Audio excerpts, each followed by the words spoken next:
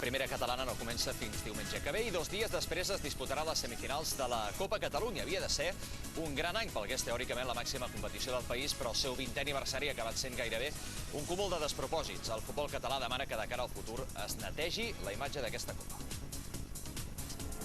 El Sant Andreu ha eliminat 2 equips de segon en el seu camí cap a la Final Four de la Copa Catalunya, el Nàstic i el Girona. Però els aficionats del conjunt andreuenc gairebé han sortit de tots 2 partits més empipats que contents. El motiu és que en tots 2 casos van pagar una entrada per veure un equip professional i especialment en el cas del Girona van acabar veient 2 filials. És només un dels despropòsits que ha registrat la Copa Catalunya d'aquest any, que han inclòs renúncies de diversos equips i un ball de dates de la Final Four per coincidència amb les eliminatòries de la Copa del Rei. El futbol català ha exposat causes i també ha proposat solucions.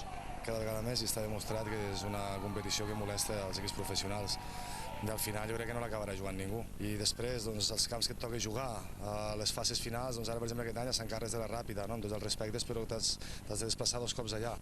No sé, crec que s'ho haurien de plantejar més seriosament, perquè al final crec que el nom de Copa Catalunya es mereix més respecte, com perquè al final acabi sent un bolo, això. Es complicat para un equipo como otro, o para mí como entrenador, que una setmana abans de començar la Lliga vaig a jugar en el camp de césped sintètic que en tot l'any no jugues, no? I després tinc l'experiència de Constantí i la Repetent que tindre 3 lesionats per a saber.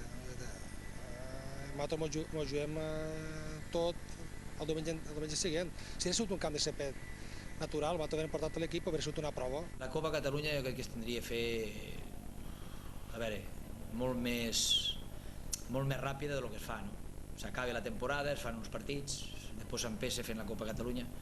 Jo crec que es tindria que fer en la mateixa temporada. Una competició que sigui un campionat ha de ser un campionat amb tota la regla, no que 3 equips estiguin en la semifinal, ni per molt Barça ni per molt Espanyol que siguin. O sigui, la competició, si es vol fer bé, és que decideixin dels equips que han d'entrar, els campions, els que siguin, però han d'entrar tots des de la primera vegada. Tanto hablamos de la Copa Cataluña tal y cual y luego al final te das cuenta de que unos salimos más mal parados que otros, ¿no? Les semifinals de la Copa Catalunya es disputaran el dimarts dia 9 i han obligat a ajornar el partit del centenari del Sant Boià, que s'havia de celebrar el dia 10 i que també era un Sant Boià espanyol.